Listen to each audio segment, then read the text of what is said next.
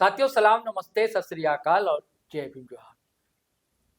साथियों सबसे बड़ा सवाल है, सवाल ये है कि क्या अब सवाल ना किए जाए, कुछ पूछा ना जाए। बड़ों की बात तो छोड़िए दोस्तों, बच्चों से उनका अधिकार छीना जा रहा। आप पढ़िए नहीं, किसी तरह पढ़ लिया लिख लिया तो नौकरी नहीं मिली। उसके लिए जो परीक्षाएं हो जाती हैं उससे पहले ही पेपर लीक हो जाता है। और जब सवाल उठाने भीड़ जमा होती है देश की राजधानी दिल्ली, तो उनके पीठों पर एक ऐसा इतिहास दर्ज होता है जो रह रहकर नींद से जगा देगा आपको भी, यदि आपके अंदर संवेदना थोड़ी बहुत बची है तो। नहीं तो जितने लोग तख्त नशी हैं, संवेदनहीन हो चुके हैं, उनके लिए बच्चे भी आज टुकड़े टुकड़े गैंग वाले हैं। फ्रेम में आप देख रहे हैं लक्ष्मी नारायण मुंडा है, आदिवासी एक्टिविस्ट है, शिक्षा से भी इनका जुड़ाव रहा। आर्टिकल भी इनकी आती रहती है दोस्तों, किताब भी जल्द आने वाली। तो मैंने सोचा कि विद्वत जन से ही इस बात को समझा जाए कि जब कहा जाता है कि सबसे बड़ा लोकतांत्रिक देश है हमारा, तो कैसा लोक है, कैसा तंत्र है, या संधि विच्छेद हो गया है, लोक अलग हो गया, तंत्र अलग हो, और तंत्र जो है लोक के स्वर को सहन नहीं कर पा रहा। क्या ऐसी स्थिति होगी? लक्ष्मी जी आपका स्वागत है, जोहार है। आप देख रहे हैं कि दिल्ली में जो कुछ हुआ, और ये सिर्फ नीट पेपर लीक का सवाल नहीं।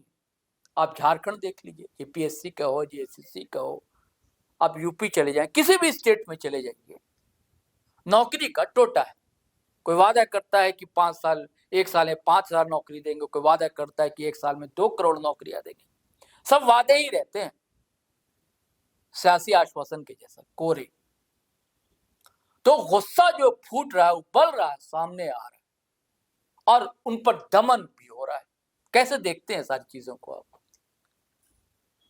देखिए, समग्रता से अगर देश की स्थिति पर नजर दौड़ाइए,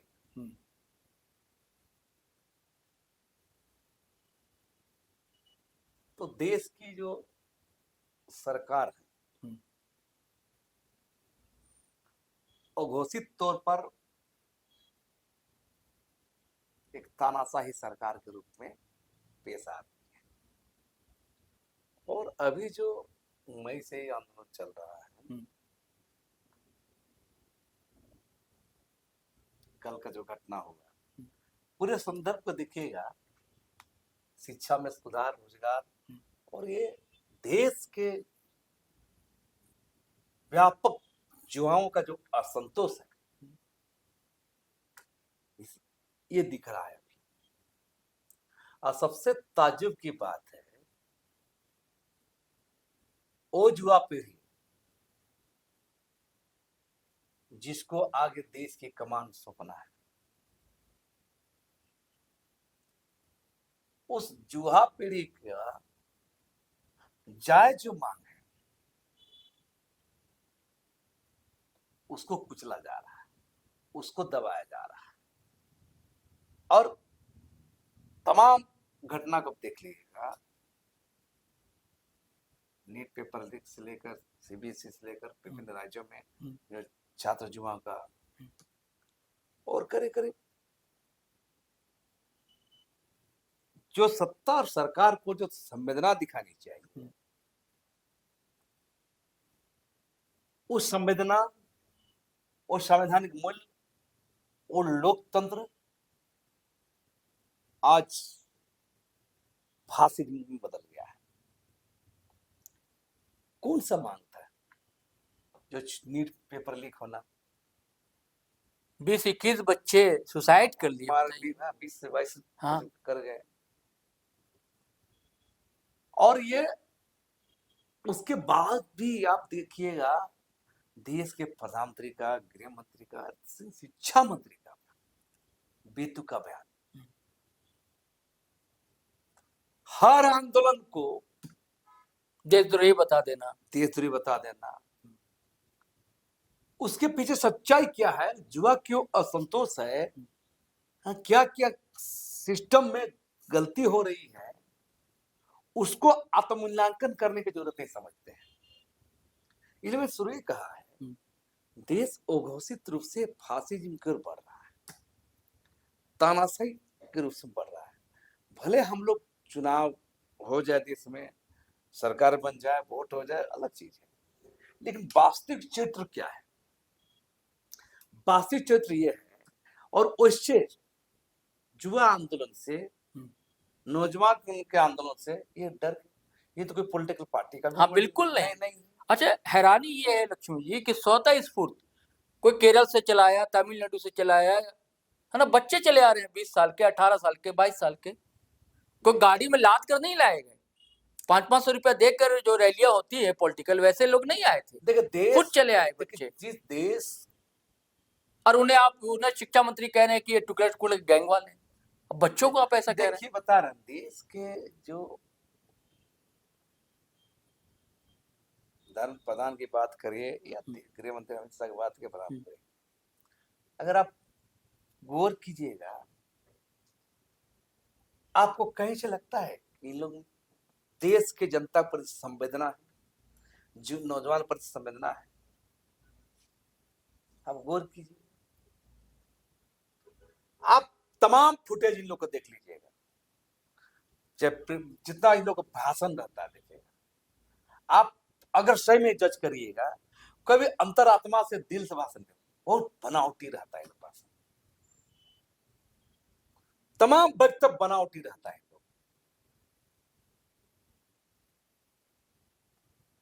ये आपको लगता है कि सत्ता का दम्भ है?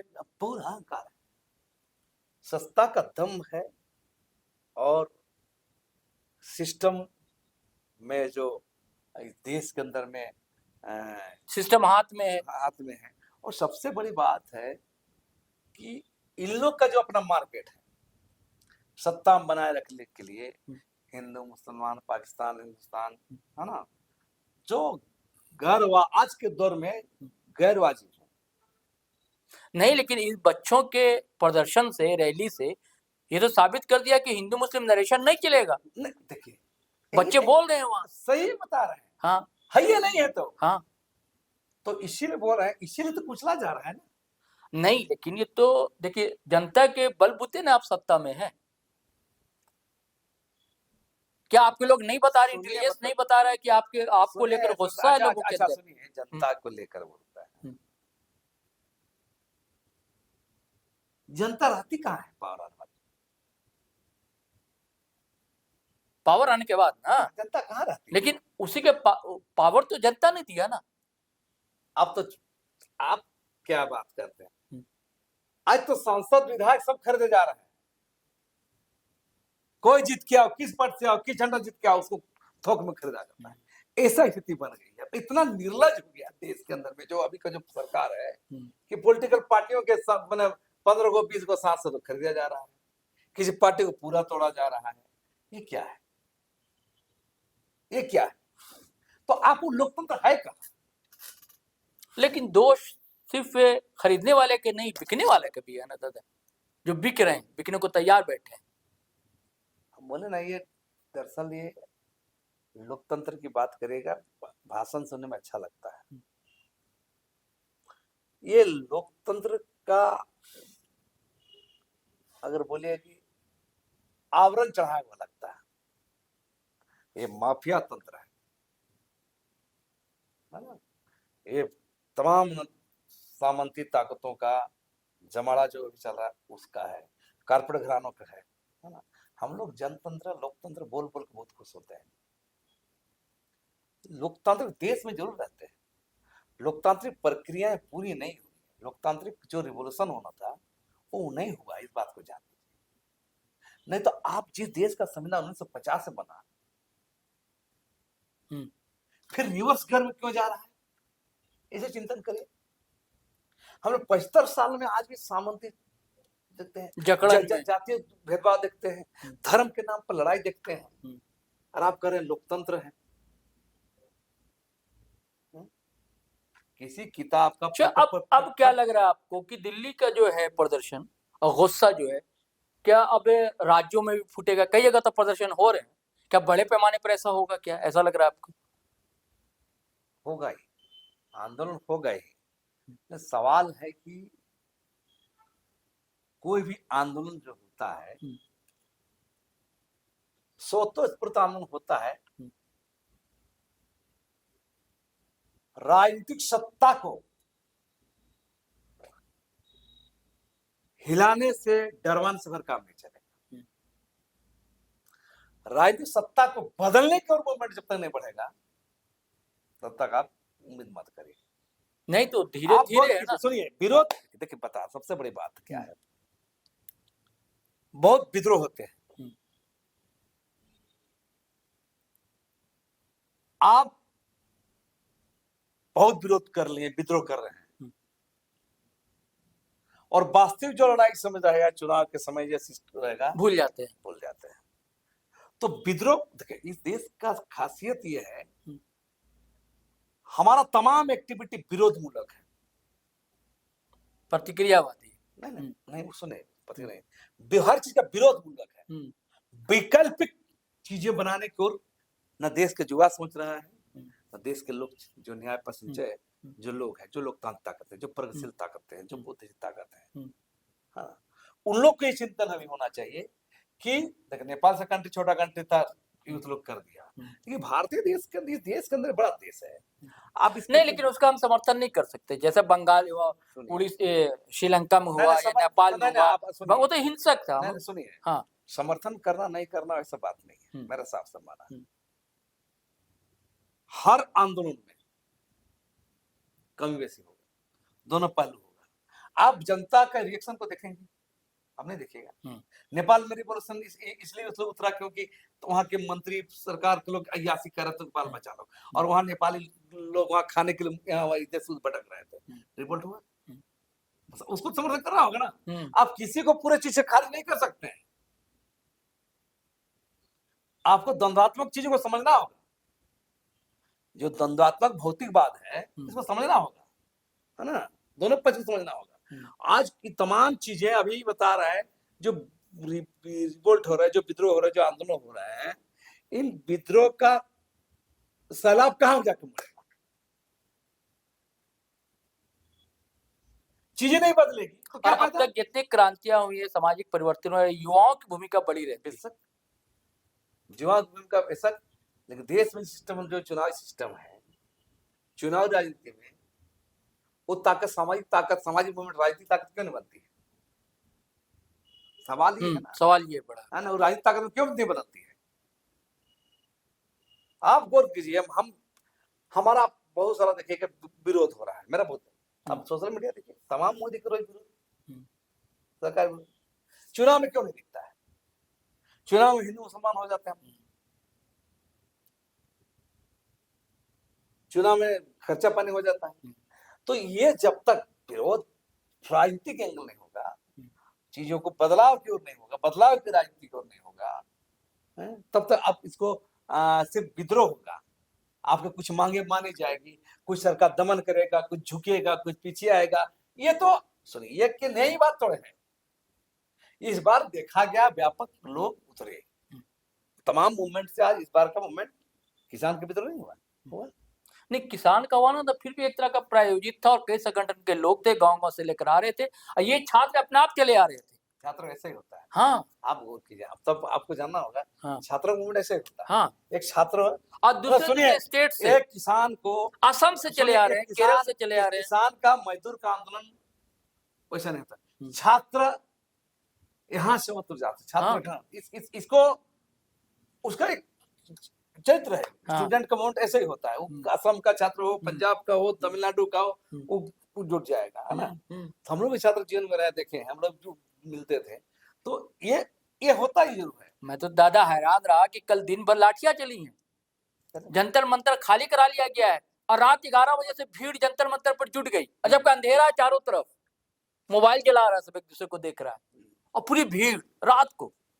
देखिए, बोलते रहे ना। हाँ, ये केंद्र सरकार, अब महिलाएं बच्चियां भी 18 साल की, 20 साल की, ये बता रहे हैं ना, ये निर्लज सरकार है केंद्र सरकार। ये सुनना तो पड़ेगा ना दादा। नहीं, निर्लज है, तानाशाही उतर आई है। हाँ, सीधा सीधी बात है। आप बयानबाजी कर रहे हैं, बेशर्म के तो हद है धर्मेंद्र प्रधान का कि बयानबाजी कर रहे हैं। कौन गैंग है, क्या है, तुम क्या पहले बताओ ना। हैं? दूसरा गैंग तो के? दूसरा, तुम किस गैंग के हो? हैं? अपना गैंग बता दो ना, चड्डी गैंग। हैं? तो मेरा कहना है कि ये लोग कितना जाहिलपना में उतर आए हैं, बता रहे हैं लोग।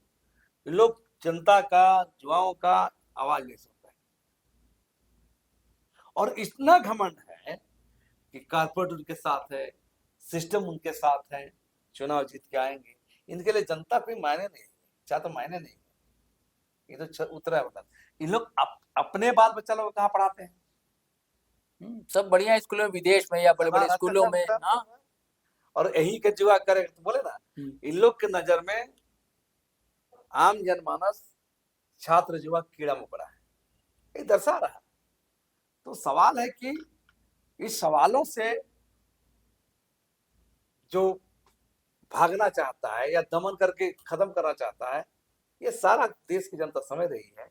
लेकिन इसको वैकल्पिक राजनीतिक बदलाव के रूप में इसको आगे ले जाना चाहिए, जनता को भी, देश की जनता को भी।